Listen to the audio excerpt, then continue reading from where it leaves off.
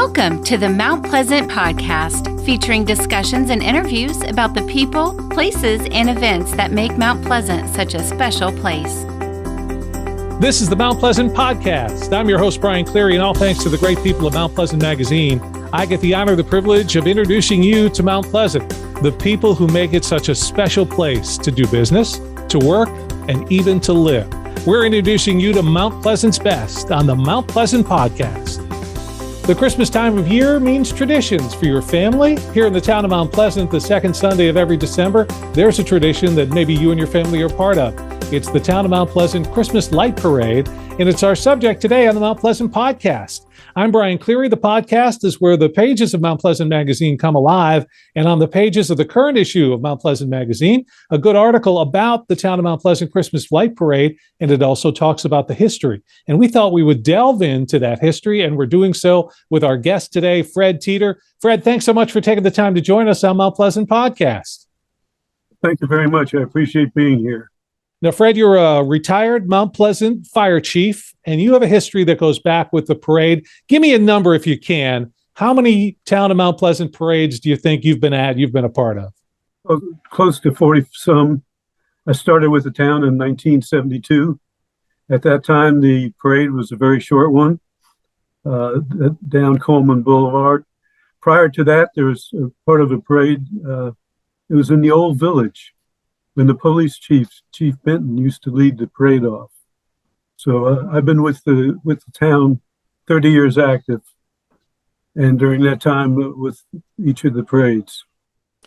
Well, tell me if you can, give me a little bit of history. So we've gone from Old Village to now Coleman Boulevard, where the parade goes for miles, more than 100 different units that are part of the parade, thousands and thousands of people. What is it that originally got you involved thinking that, well, I can help out with the parade? Well, I was with the police department when I first came over to Mount Pleasant in 1972. I came in the month of October. I'd gone to the academy, and I was working for Chief Charles F. Dawley at the time, Chuck Dawley.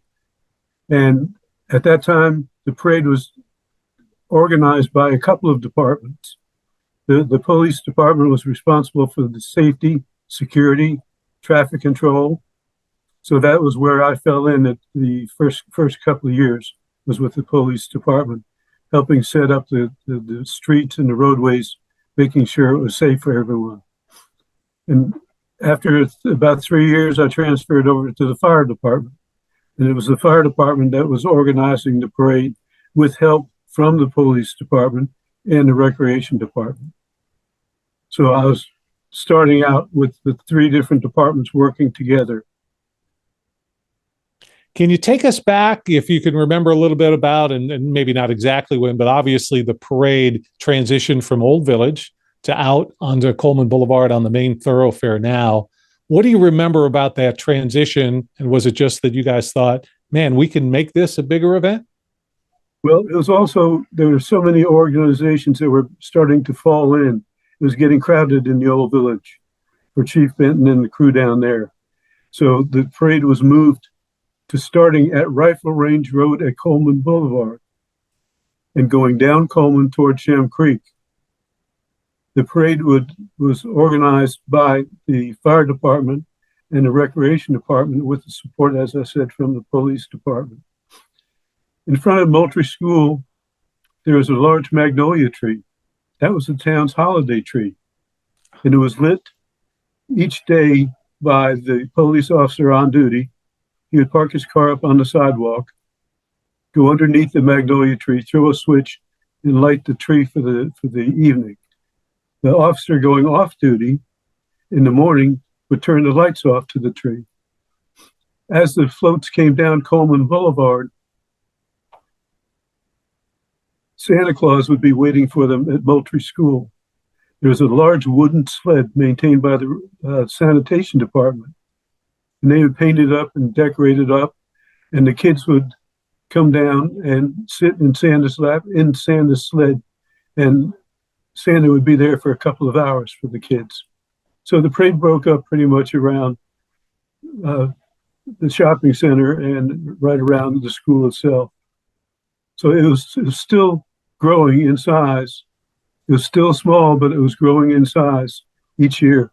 And it was becoming more professional each and every year. But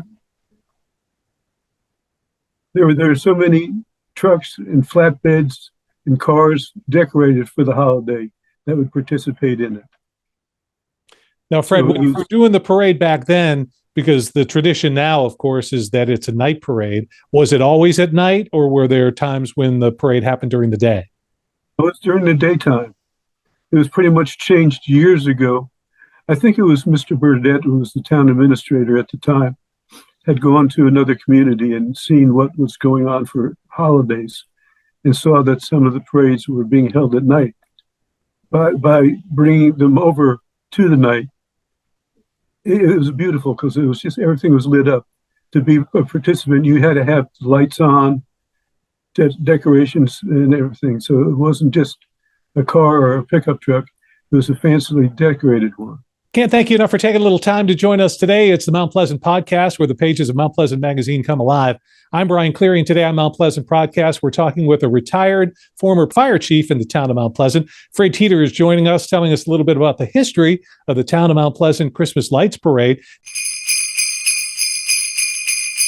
Look for Mount Pleasant Magazine's Big Red Sleigh in the town of Mount Pleasant Christmas Lights Parade. Everyone loves a parade, especially the town of Mount Pleasant's Christmas Lights Parade. This is Charleston's only nighttime parade. Learn how it started and watch the bands, floats, and local businesses. Visit MountPleasantChristmasParade.com, that's MountPleasantChristmasParade.com, to watch a video of the town of Mount Pleasant's Christmas Lights Parade and learn more about the history of this awesome parade.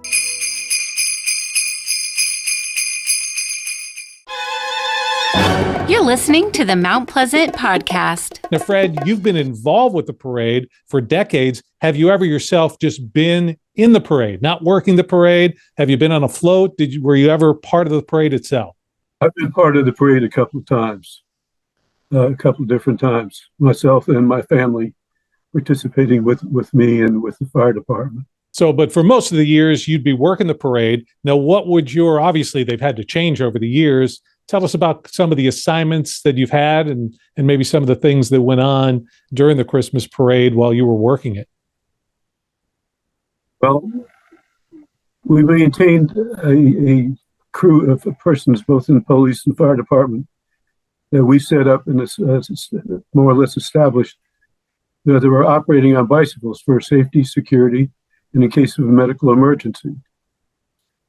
The fire department, working with the recreation department, was contacting professional float companies, and persons would rent a float for the day, coming in mainly from North Carolina. And these were large and beautiful floats with people standing on them, lights, generators running. So it was a change slowly in the parade, becoming, I would say, more professional in design, even by the schools and the businesses. When you talk about professional floats and things like this, I think of the Macy's Day Parade with all the balloons and things. Have we ever had the floating balloons in the town of Mount Pleasant Christmas Light Parade? Nothing of that sort. It was just trucks, cars, floats, bands, all set up through the fire department coming in and the recreation department helping set up the order of the parade. So I would assign, as I made chief, I would have people assigned to different jobs. The different battalion chiefs would have different standards that they were to meet. One was in charge of medical, one was in charge of safety and security, one was in charge of setting up the parade with the recreation. And it became necessary to change the direction of the parade once again. It started getting larger. The parade was forming at Houston Northcutt, going up Coleman Boulevard, up towards Sea Island Shopping Center, and disbanding up there. So it was almost a 1.5 mile, 2 mile parade. At the same time, the town was being decorated, and Coleman Boulevard had all kind of lights and things out decorating the town. So, Fred, I'm not sure you could share something with me, but hopefully you can. You've been involved with the parade many, many years. There had to be some incident, something that happened over all those years. Give me a good story. Tell me something behind the scenes that maybe most people wouldn't know about that happened during the parade that maybe you were a part of or you witnessed. Something fun, unusual, different. Anything come to mind? The runaway horse down in Houston Northcutt that left its rider, and it just took off, and it was the fireman and the policeman trying to run down a wild horse on Houston Northcutt. He was finally corralled. We had one or two generators catch on fire that were powering lights on floats. I think one was a person who wanted a better view of things and stood up on a phone pole, put his feet on a box that was on the phone pole, but it was an electric box, and he put weight on the pole and the box. It all shorted out and blew out lights. Mr.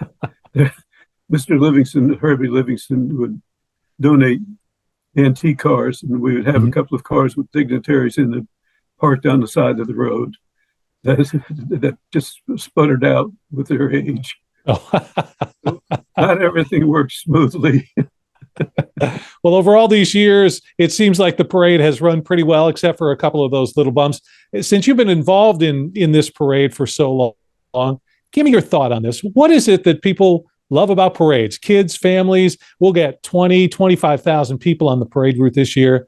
Give us your feedback. What do you think it is that people love about going to a parade? Everybody's happy and smiling and joyful. Cares seem to be gone, where people are just relaxing and having a good time. To watch the kids, to see the kids in their eyes as they see Santa Claus coming down the street. Santa rides normally on one of the fire trucks or a ladder truck, and they've decorated them up looking like reindeer, with the windows being tinted white, with big eyeballs, a basketball for a nose painted red on the fire truck. It all adds up with the kids to a great time. We're sure that there'll be some memories made at this year's Town of Mount Pleasant Christmas Light Parade. Where might we find you this year, Fred? Will you be a spectator? Will you be on a float? Where might somebody find you? Will you be a part of this year's parade? You will be a part of it. Years ago, the volunteer members of the fire department, with some assistance of the paid members, refurbished an old antique fire truck. And I'll be riding in a 1941 Ford fire truck. Now, that's not going to end up being one of those vehicles like Mr. Livingston's that ends on the side of the road, right? You're driving all the way through the entire route. Oh, this drives all the way through. This has been completely rebuilt. New motor, the transmissions have been checked, completely rewired, repainted. This is a extremely professional job for an 80-year-old fire truck. I got to ask you about, have you got your parade wave down? Do you have a perfect parade wave? I haven't practiced it yet. I'm sure Jennifer will teach me how to wave. That's right. I'd like to say one thing. Certainly. The parade years ago, when it started up on Rifle Range Road and came down Coleman Boulevard, there was one young boy in town that was in a very, very tenuous situation, very ill. And he couldn't make the parade. And his mother said, there's one thing that he wanted to see. And he wanted to hear and see a band play Puff the Magic Dragon. And during the parade, as the parade came down the street, I pulled my police car over to the side and backed up in the side street where they lived. Burke High School band came down the street, and right in front of his house, made a right-hand turn in front of his house. And they played Puff the Magic Dragon. Wow. For that little boy. So there's a lot of heart from the town and from the people. That's an amazing story, Fred. That's really amazing. Thank you so much for sharing. Those are the special moments that happen for the holidays, that happen during a parade. And it's so wonderful that we have such an amazing event here in the town of Mount Pleasant. And Fred, let me thank you. I know that you were a member of the U.S. military, I believe the Navy. You've served the town of Mount Pleasant for the police department, fire department, and of course retired as a fire chief. So thank you for all you've done, not just for the parade, but for all the service you've given the town of Mount Pleasant. Thank you very much. I appreciate that. We look forward to seeing you on that fire truck, and we look forward to seeing you in the town of Mount Pleasant Christmas Parade, at the Christmas Parade. And we also continue to look forward to you here on the Mount Pleasant podcast and searching through the pages of Mount Pleasant Magazine. You can see Fred Tetor in this issue talking about the history of the parade in the town of Mount Pleasant. This is it, where the pages of Mount Pleasant Magazine come alive. Thank you for joining me, Brian Cleary, and Fred Tetor, our guest today on the Mount Pleasant Podcast. Thanks for spending your time with the Mount Pleasant Podcast, your community, your podcast. Listen to past and future episodes at mountpleasantpodcast.com.